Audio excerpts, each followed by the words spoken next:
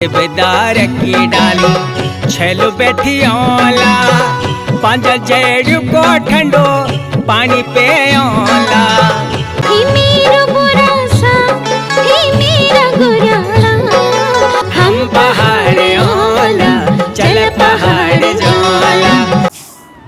जय हिमालय जय भारत। संसार भर में हिमालय लोग यूट्यूब चैनल देख रहे आप सभी का स्वागत है और मैं हूं भारत की राजधानी नई दिल्ली से डॉक्टर हरीश चंद्र बखेड़ा।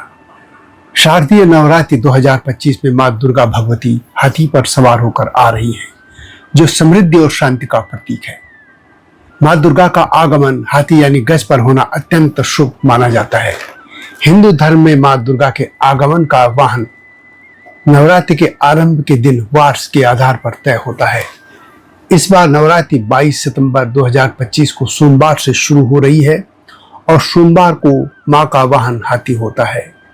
हाथी को ऐश्वर्य, समृद्धि, शांति और स्थिरता का प्रतीक माना जाता है। इस बार देवी पूजन के महत्व के बारे में और यह भी जानेंगे कि भारत के अलग अलग राज्यों में नवरात्रि कैसे धूमधाम से मनाई जाती है। तो यह तैयार हो जाइए इस यात्रा को जानने के लिए, आध्यात्मिक यात्रा के लिए।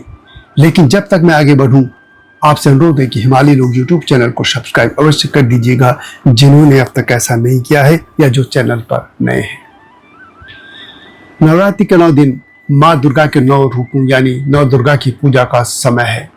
लेकिन प्रश्न है कि देवी पूजन इतना महत्वपूर्ण क्यों है। देवी भगवती पुराण के अनुसार मां दुर्गा शक्ति, साहस और करुणा का प्रतीक है। उन्होंने महिषासुर का वध कर बुराई पर अच्छाई की जीत स्थापित की थी और भी कई असुरों का उन्होंने नरसंहार किया था।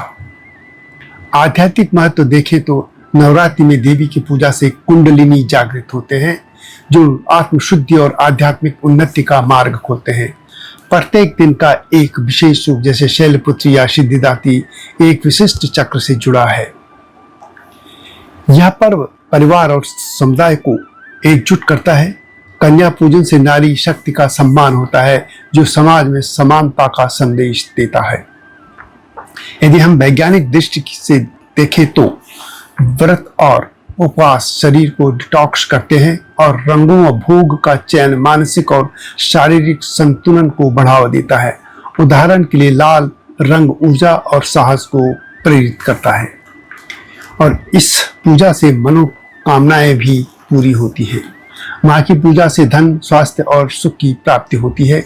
खासकर इस समय 22 दिसंबर से शुरू होने वाले नवरात्रि में मां का हाथी पर आगमन समृद्धि का संकेत देता है। तो देवी पूजन न केवल हमारी आत्मा को शुद्ध करता है, बल्कि समाज को भी जोड़ने और जीवन को संतुलित करने का भी काम करता है। भारत के विभिन्न क्षेत्रों में नवरात्रि के विभिन्न रंग दिखते हैं। वास्तव में भारत की सुंदरता उसकी विविधता में और नवरात्रि इस विविधता को खूबसूरती से दर्शाती है। तो आइए जानते हैं कि भारत के अलग अलग राज्य नवरात्रि कैसे मनाते हैं।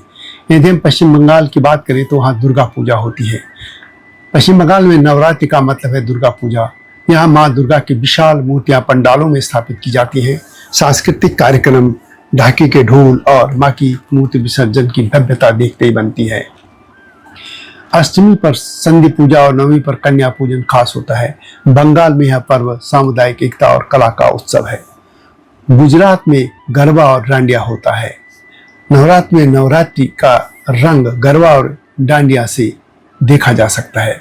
लोग 9 रातों तक पारंपरिक परिधानों में मां अम्बे की भक्ति में नृत्य करते हैं। मां के सामने दीप जलाकर गरबा शुरू होता है और सामुदायिक नृत्य उत्साह को दोगुना करता है। गुजरात में मंदिरों में भी विशेष पूजा होती है, जैसे अंबाजी मंदिर में। उत्तर भारत की हम बात करें तो यहाँ रामलीलाएं और कन्या पूजन होती है। उत्तर भारत में नवरात्रि का उत्सव रामलीला से जुड़ा है। भगवान राम ने नवरात्रि में मां की पूजा कर रावण पर विजय प्राप्त की थी।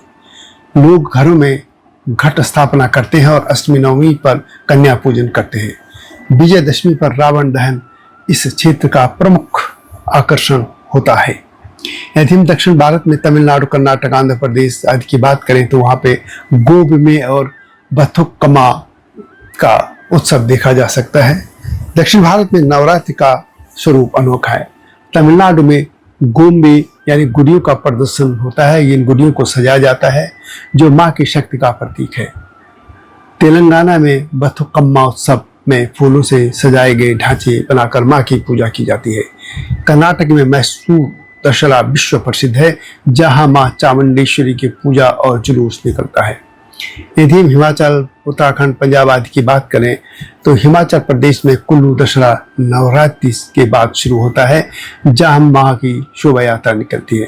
पंजाब में और अन्य जगह मंदिरों में भी पूजा होती है। जम्मू में वैष्णो माता की पूजा विशेष रूप से होती है और हिमाचल में ज्वालामुखी मंदिर में भक्तों की भीड़ उमड़ती है। उत्तराखंड में चार धाम यात्रा अंतिम दौर में रहती है। इस बार जैसे मैंने पहले भी कहा, नवरात्रि 22 सितंबर से 1 अक्टूबर तक 2025 तक चलेगी और माँ का हाथी पर आगमन धन धान्य और सुख का संदेश देता है, संकेत भी देता है। तो नवरात्रि शक्ति, भक्ति और एकता का पर्व है।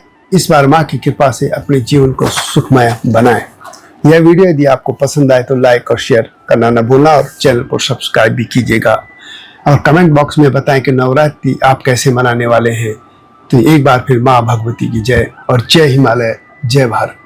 हिमालय पे पेड़ हो तो गीत गाएंगी नदियाँ, गीत गाएंगी नदियाँ। पेड़ों पे चिड़िया है तो गीत गाएंगी नदियाँ, पेड़ों पे चिड़िया है तो गीत गाएंगी नदियाँ। माँ की लोरी जैसे होते हैं नदियों के गीत।